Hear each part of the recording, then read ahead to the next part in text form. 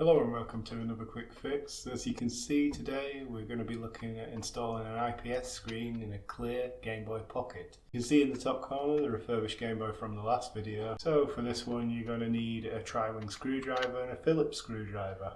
That's all.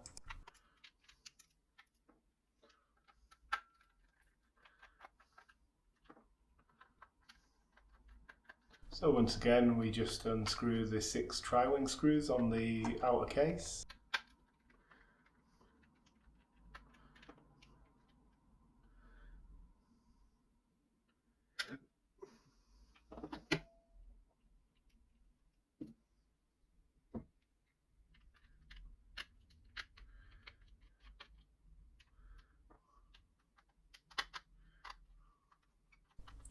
Open it up and we see 3 screws holding the motherboard in place. Take them out and then pop the clips holding the ribbon cable in place to unhook the screen.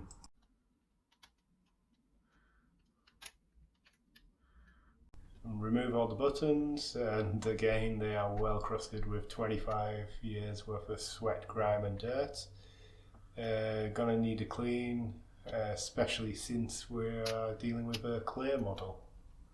So now we remove the screen from the shell. It's stuck in place. As you can see, the screen has ink black marks around the edge of the screen where it's bled. There's no cure for this, the only option is to replace it. And the lens again has been scratched. I always find it easier just to warp the case a little bit so you can pull out the screen and the lens. So once you have the motherboard free, it's time to solder the wire onto the 5 volts. Now I've soldered it directly to the reverse of the battery contact, but you can really take 5 volts from anywhere you can get it. So if you get a multimeter and poke around a little bit, you'll be able to find a 5 volt closer to the top of the board. Maybe not have that wire visible through the shell.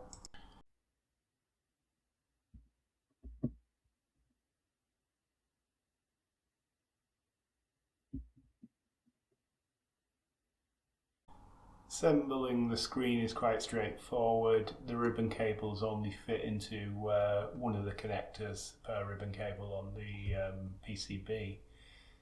Just a matter of being careful and taking it slow. If you tear one of the cables, there's no replacement for these online. Once assembled, test it. There's nothing worse than putting it back together to realise that something's wrong.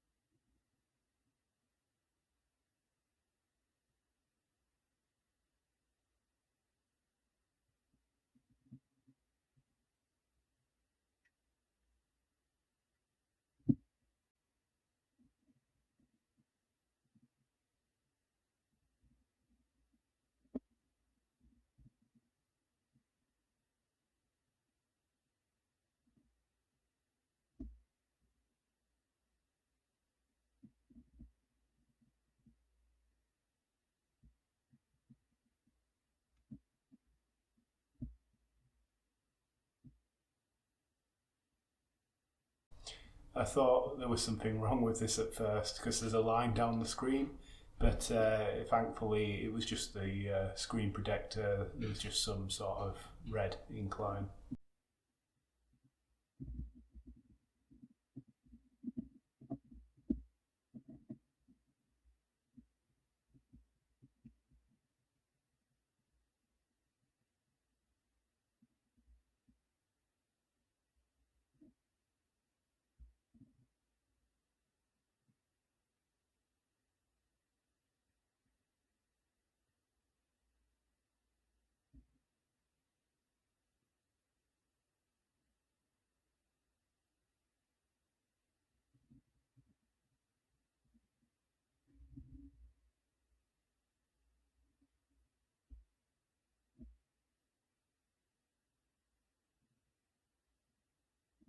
I add some Cafeton tape to the back of the board to prevent shorts, then double-sided sticky tape to stick the board down in place.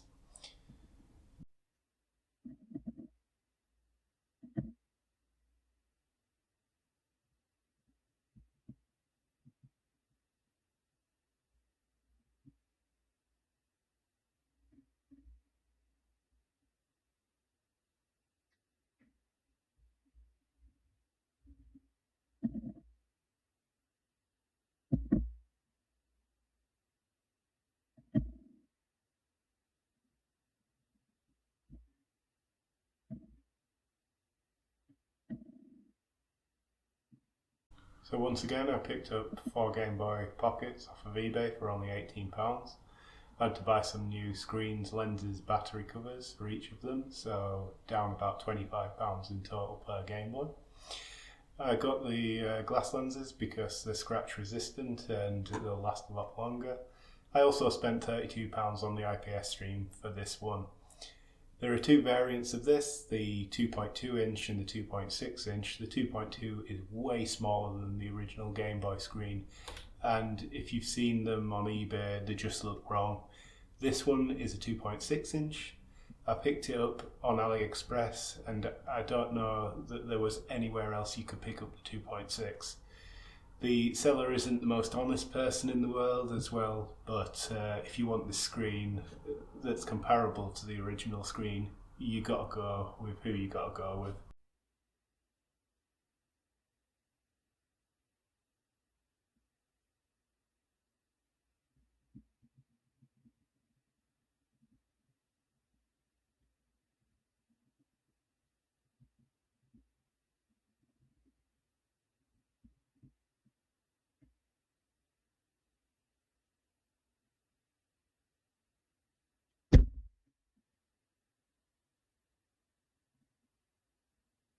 The ribbon cable you can see, the small ribbon cable you can see me adding, is a touch sensor that deals with brightness and the colour of the screen.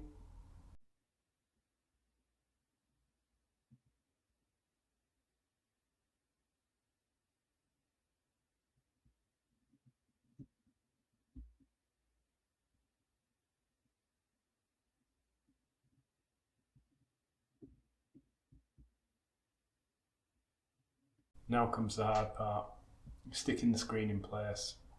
Now some models and screens have 3D printed brackets to hold the screen in place nicely, just where you need it. The DMG is one of them, such an easy install process on that. But in the case of the Pocket, the mod has so little room to play with that you have to stick it in by hand. The shell needs cutting before we proceed.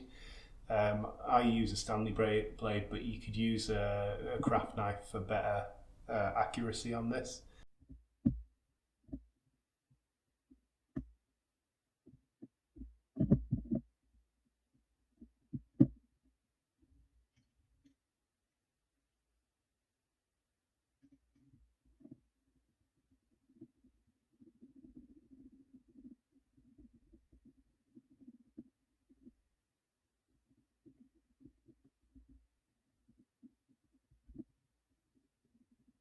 I sand off the rough bits as not to damage the screen, and then we add adhesive strip around the outer screen.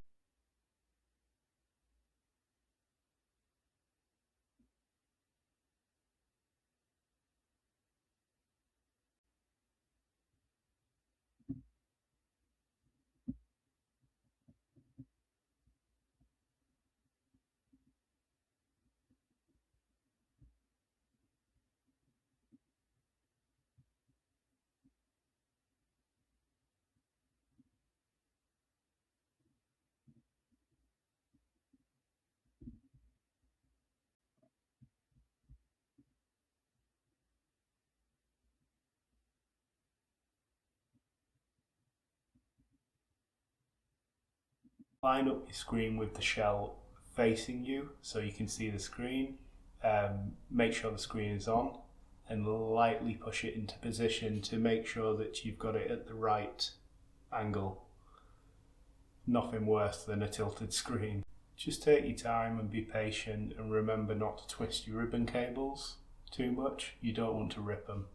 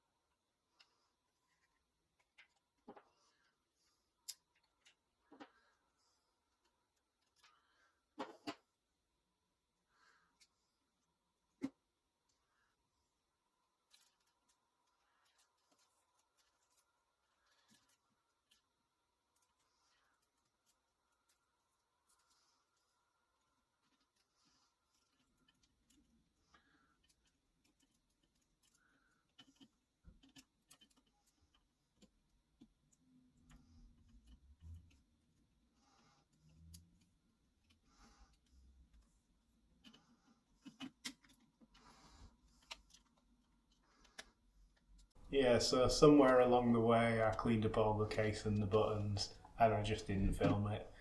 I got to do a better job than DK holders at the very least, but I guess that's not very hard.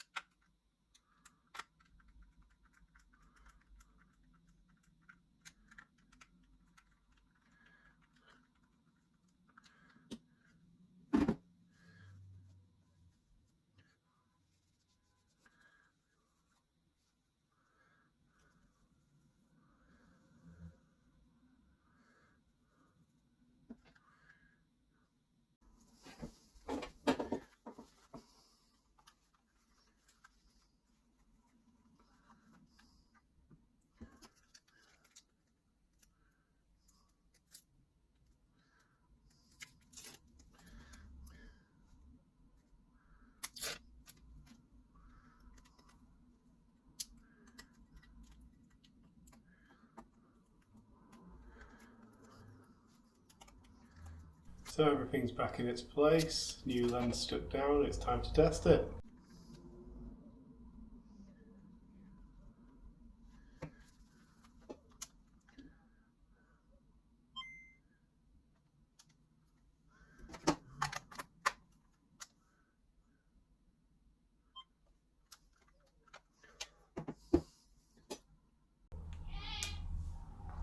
There we go, another success. I did play about with the IPS screen after filming and it does change colours. You just hold down on the touch sensor for 2 seconds. There's about 6 colours in total, a bit limited. If you're looking for more functionality, get the DMG IPS. It has about 36 colours, and you can make your own mix of red, green, and blue. This one, it's kind of lacking.